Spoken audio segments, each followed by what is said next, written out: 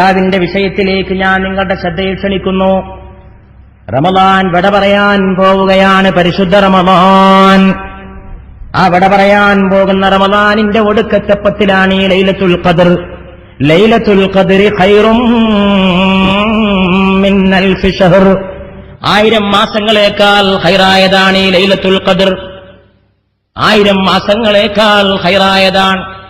3000 രാവും 3000 പകലും എടുക്കുന്ന ഇബാദത്തിന്റെ പ്രതിഫലം ഒറ്റ രാവുകൊണ്ട് വാരിക്കൂട്ടണോ? ഈ രാവിൽ ഇബാദത്ത് ചെയ്യുക, ഈ രാവിൽ ഇബാദത്ത് ചെയ്യുക.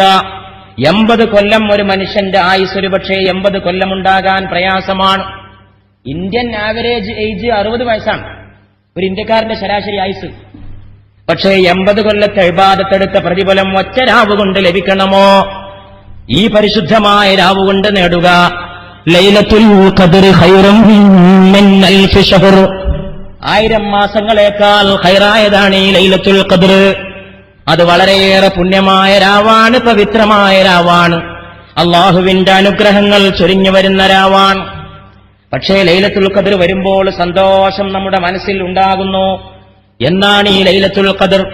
എന്താണ് ഈ ലൈലത്തുൽ ഖദ്ർ? ലൈലത്തുൽ ഖദ്രി ഖൈറും മിൻ അൽഫി ശഹർ. ഇന്നാ അൻസൽനാഹു ഫീ ലൈലത്തുൽ ഖദ്ർ. നാം ആ ഖുർആനിനെ ലൈലത്തുൽ ഖദ്റിലാണ് അവതരിപ്പിച്ചിട്ടുള്ളത്. ഖദ്റിന്റെ രാവിലാണ് നാം അതിനെ ഇറക്കിയിട്ടുള്ളത്. അതുകൊണ്ട് ആ മാസം വളരെ ശ്രേഷ്ഠമായ രാവാണ്. തനസ്സലുൽ മലായികതു വറൂഹ്. അന്ന് റൂഹും മലക്കുകളും ഇറങ്ങി വരും. റൂഹ് എന്ന് പറഞ്ഞാൽ മറ്റാരുമല്ല, ആമിന ബീവിയുടെ മുത്തുമോന്റെ നെറ്റിത്തടത്തിൽ വിയർപ്പ് തുള്ളികൾ സൃഷ്ടിച്ച റൂഹുൽ അമീനേ മലക്ക് ജിബ്രീൽ അലൈഹിസ്സലാം. ആ ജിബ്രീൽ ഇറങ്ങി വരുന്ന രാവാണ് ലൈലത്തുൽ ഖദ്ർ. അത് ഇന്ന് രാവിൽ കോട്ടക്കൽ കുറ്റിപ്പുറത്തെ ചെനക്കലെ പാറപ്പുറത്തിറങ്ങുമോ? ജിബ്രീലിന്റെ ചിറകടി കൊണ്ട് എന്റെ സഹോദരങ്ങളെ നിങ്ങളുടെ കൽബുകൾ തഖ്വയുടെ പൂക്കളെ വിരിയിച്ചെടുക്കുമോ? അള്ളാഹുവിനെ മാത്രം അറിയുന്ന അജ്ഞാതമായ നിഗൂഢതകളാണ്. ആർക്ക് പറയാൻ കഴിയും അങ്ങനെ സംഭവിക്കുമോ എന്ന്?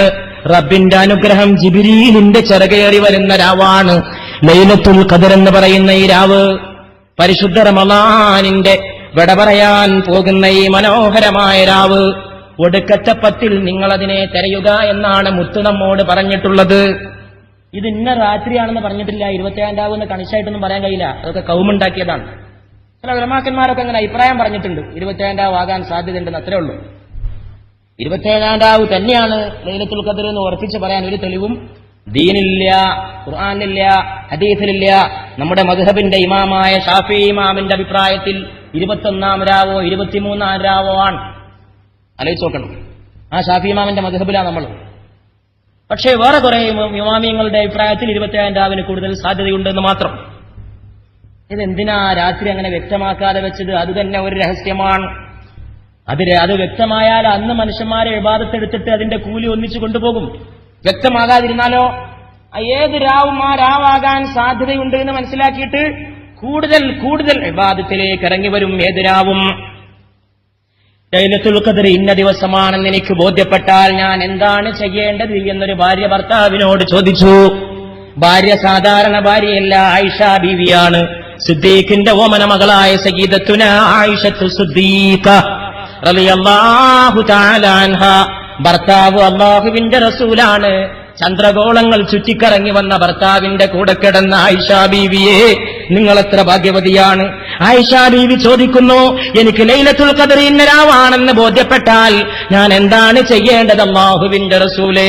എന്റെ ഭർത്താവേ എന്നല്ല, എന്റെ കൂടെ കിടക്കുന്ന പുതുമാരനെ എന്നല്ല, എന്റെ തവകാന്തനെ എന്നല്ല, എന്റെ ജീവന്റെ സ്വപ്നമേ എന്നല്ല, എന്റെ സാക്ഷാത്കാരമേ എന്നല്ല, എന്റെ കൂടെ നിദ്ര കൊള്ളുന്ന ഭർത്താവേ എന്നല്ല, അല്ലാഹുവിന്റെ റസൂലേ ഞാൻ എന്ത് ചെയ്യണം? എനിക്കത് ബോധ്യപ്പെട്ടാൽ ഉടൻ തന്നെ പത്നിയെ വിളിച്ചുകൊണ്ട് മുത്തുമണി പറയുന്നു, എന്റെ പ്രിയപ്പെട്ട ആയിഷ, നീ അങ്ങ് ചൊല്ലണം, അല്ലാഹുമ്മ ഇന്നക അഫുവ്വുൻ തുഹിബ്ബുൽ അഫ്വ ഫഅഫു അന്നീ.